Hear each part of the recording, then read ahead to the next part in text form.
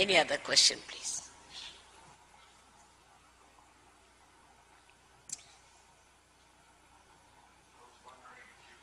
It's a little loudly.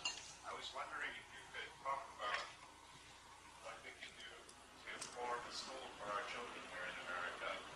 Many of us now with small children become concerned. That has been my primal problem here. I know, it's terrible, I know. It's going to be very difficult for you to have your children sent to these schools because the atmosphere is so bad. For the time being, I only feel that you must develop your children in such a manner that they become strong, self-confident, and also they have good examples before them, as you people are, to begin with. And you will find many Indian families are here. But what I have seen is that the children of at least 60% of Indian families don't learn bad things normally. This is my own experience. The reason is because the Indian family people are all the time talking to their children, having a nice family meetings together, taking them out, telling them about good things, of sharing. Because those people who are here from India have had that kind of a training, so they are trying to train their children in the same way. Now the families which are so-called advanced here can beat you hollow in nonsensical things. Because when it comes to advancement, they don't know how to relate it to anything else. But those who are not that way, those who have been going through a lifestyle, still maintain their own ideas and their own behavior, their own principles. They are imbibed by children. And they just think these are another category of people. These are not our style. These are different. They don't change. I've seen many families like that. In the same way, first of all, you must pay full attention to your children, talk to them, bring them up in such a manner that they have another value system. I mean, I can say about my own daughters or grandchildren, you put them anywhere in the world, they will never become like others because they have their roots. So you must try to make their roots very strong into great principles. Then they won't be that much in difficulty.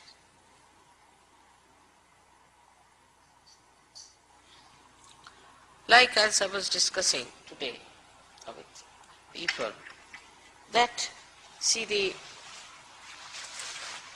as I said, that Indian society has built up itself in traditional, ages it has built in traditions and things. So it must have made mistakes, trial and error and all that, but it has reached certain, really some very fine points.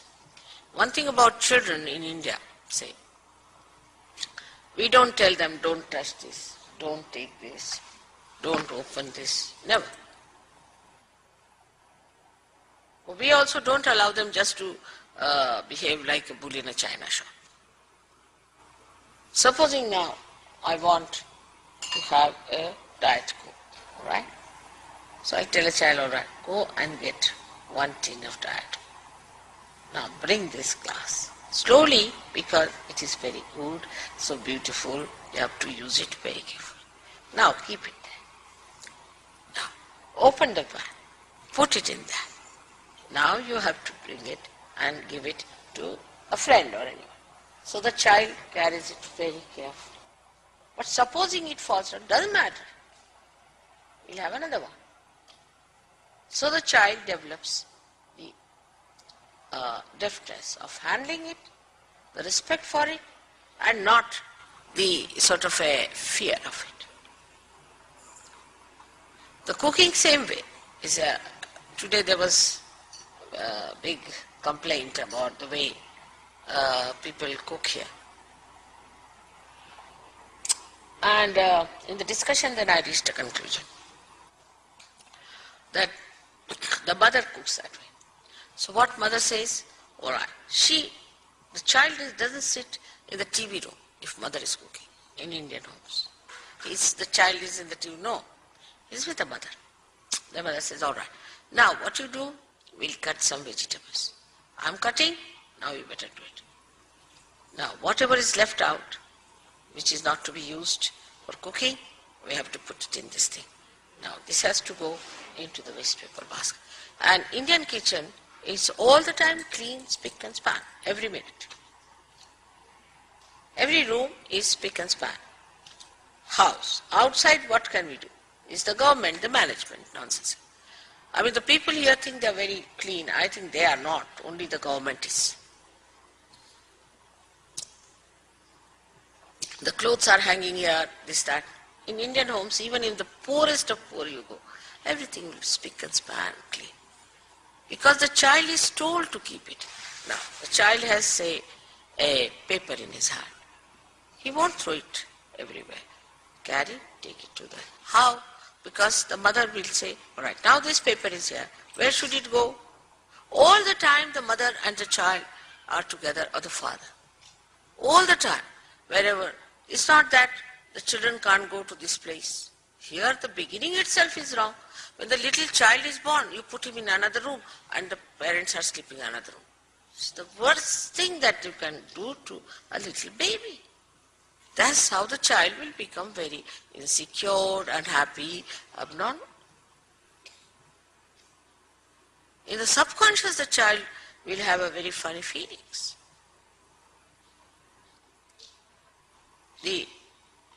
After marriage, after having children, the parents have to accept parenthood. They are still in the bridal dresses.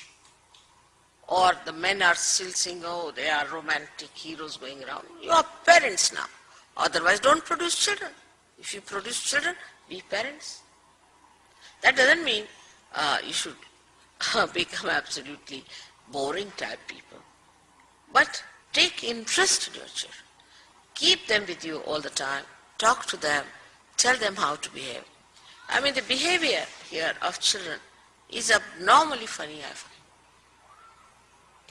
For that, one has to blame the training. And all the freedom is to be given to children. Now, the carpet is more important than child. A door is more important than a war is more important than the child. Then what happens when the children grow up? I've seen. When they go to somebody's house, they start using everything as if they are own. In their house, they are very comfortably sitting. And also, every way you have restrictions on children, it sometimes shocks. Like I will tell you the example of my own granddaughter. She was telling me that, Nani, I had invited some girls for my birthday party. And you know, they liked it very much. And she asked me, can I have some more? I was surprised. It was all mommy had made for them and she had such a lot inside and she was enjoying the very tea. So they came and asked, can I have for some more? They are not beggars. They are children. They should rule all their wants. They should ask for what.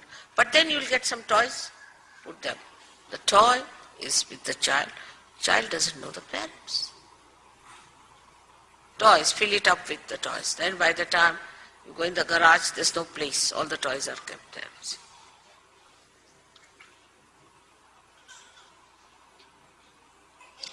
So the whole training system is wrong. You must take your child with you, you must take him out, you must show everything. Who else is going to teach them? I see a mother who is, say, a person who has done, say, MA in botany, and a child doesn't know what is a leaf and what is a flower. Involve them with yourself.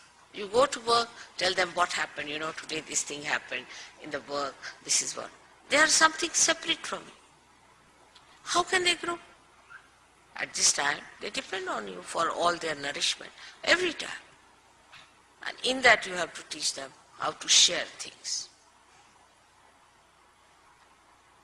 But I think very little time is spent with children. It should be much more, much more. Continuously it should be. I mean, even my girls who are, one is she's 40 years of age. Even now she comes and sleeps with me in the morning time. She must hug me, sleep with me.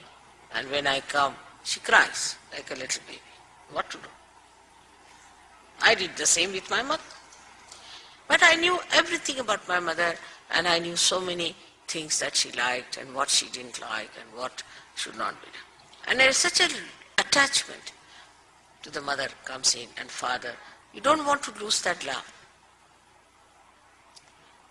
Once my daughter asked me, when she was in college, I want to wear sleeveless blouse. I said, go ahead, no harm. She said, but why don't you wear? I said, I feel shy. I feel shy to expose my arms. Then she said, immediately, then this is no criteria because I've asked you, you should say yes to me. No, that's not good. She herself corrected herself.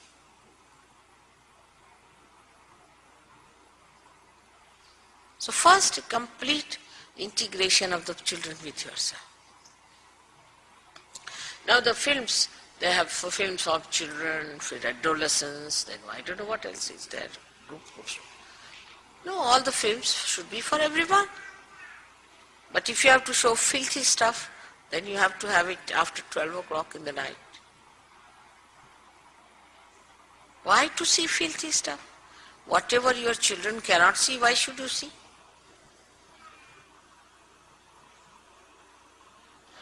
It's not something very matured, is it? That you want to see and the children can't see. So the whole shifting starts. Like a mother is seeing the very mature thing is about God, is about some great incarnation of some philosophy. Children are also sitting. Then they start asking, what is collective consciousness at a very young age? What is Chaitanya? What is Omkara? The whole attention moves to something else. Otherwise you show them a thing for the children. In that they'll show you this doll coming today, that doll. Mommy, I must have that doll. Get them the doll and be finished with them. That's not the way. Bring their attention out of all these things. See, these all medias, everything, are working on your children morning till evening. Now they have a doll in America which even have a birth date. And then you have to join a club. Now for that club you have to pay so much dollars. And then you become a member of that. Then they write to you what is the name for the child and when was she christened and this and that. They are playing upon your children.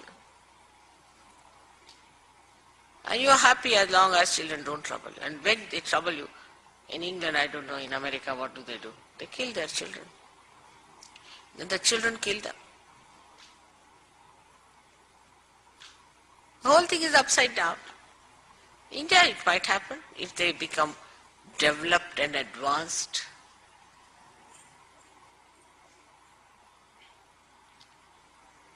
So we are different people. We come out of it. Now let's start another way. Let's not identify ourselves with that nonsense. Let's be something extraordinary. Let's make our children something different. That's what is to be given to your children. Not money, wealth, toys, no. Personality, roots. You are their roots. If you are shifty like this, how do you expect your children to be all right? You have to nourish them. All right? So first of all, the education of the child starts with the father, mother and the family. And the respect for elders. Supposing your father is there, your mother is in the house, and if you will treat your parents, they will ill-treat you, naturally. This is a very interesting story. There was an old lady and she had a father-in-law who was very old. And the son always used to carry his broth in a bowl made of ordinary clay. And she used to treat him like a dog, the daughter-in-law. One day that broke. And this boy fell down and it broke and he started crying. So the mother thought he's very badly hurt the way he was crying. He said, no, I'm not hurt, but this thing is broken. She said, why are you crying for that? We can get another one. He said, sure, you can get another one. He said, yes. You know, because I was worried, how will I give you food when you will be old?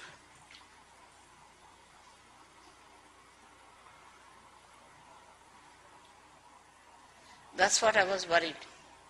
That when I have to send you food, how will I manage? Then she understood.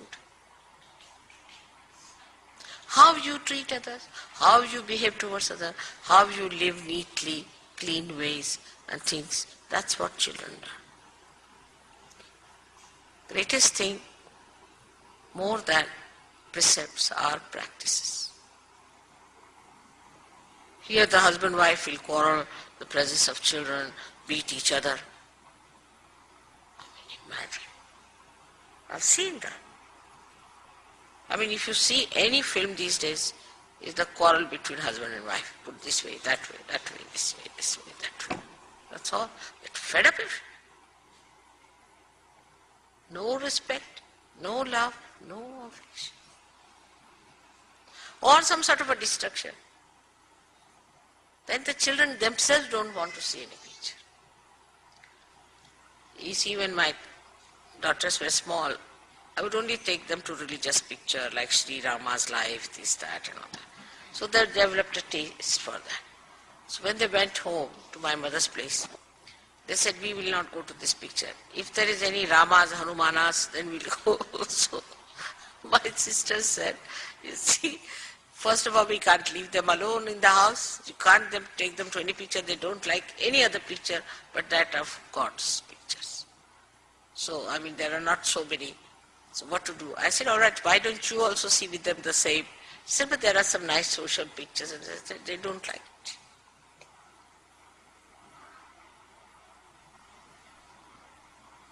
So what sort of books you give them? What sort of things you talk to them? Always be with them, keep them with you. That's the best. Or even if they have to go to some school, it should be a school where there's love, affection, good company, they talk of Sahajyoga, sort of a thing. I wish we could start a school of Sahajyoga in America. But you know how difficult it is to start anything sensible. Everybody is afraid. But if you want to start a school of nonsensical things, they'll give you grants. It's very difficult. Even in England, same thing. Can't start a school. If you want to start some sort of a disco, it's very easy.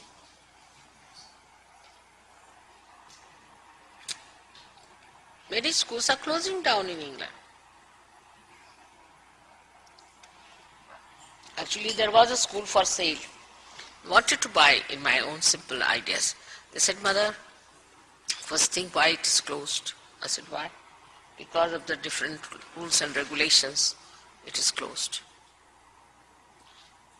I said, then your great grandchildren might be able to go to that school. It will take so much time. So first thing I'll say, you should look after your children. Tell them when it is wrong, you must tell them this is wrong, it should not be. Like your child doesn't respect others, you must tell them. If he spoils something or does something wrong to others, then you must tell. If he doesn't share things, you must tell, you must share your doll, you must share this.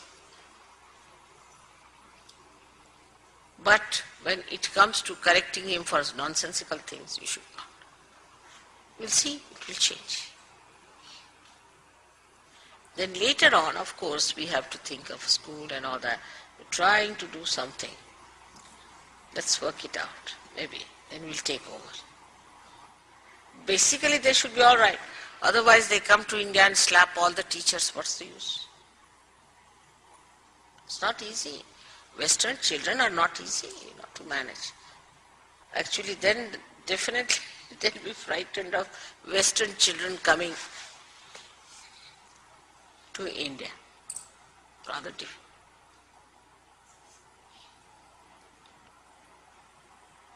Because you must discipline them. And the main thing is they should like the discipline. They should want the discipline. That's how you should create.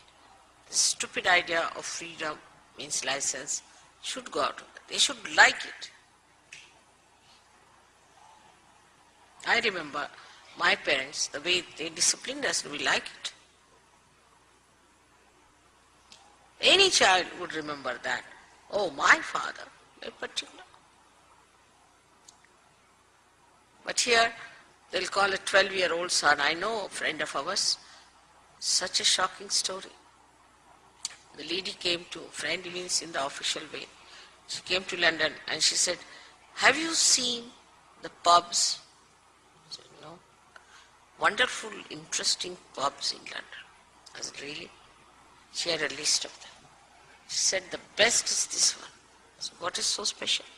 It's called as the Hermit's Pub. So what is great? See, a man died in this place. And people did not know for months together. Then the smell started coming out. So they came in, took him away and buried him. But all the cobwebs and all the smell is still retained. And that's the most expensive pub in London. I said, oh God, what's this going on? This lady said, we are very free with our children. We allow them to do what they like. And she had two sons, I think one was 12-year-old and one was 11-year-old. And these husband and wife were sleeping upstairs in America. These two children were having a party. And the father had given them alcohol, beer, all open, drink, oh enjoy, we are one.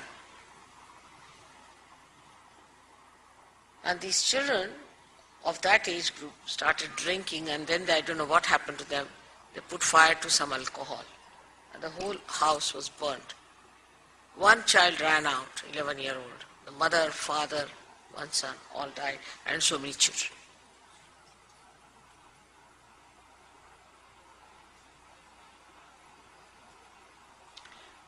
This is no freedom. You have to teach your children discretion. You have to teach them.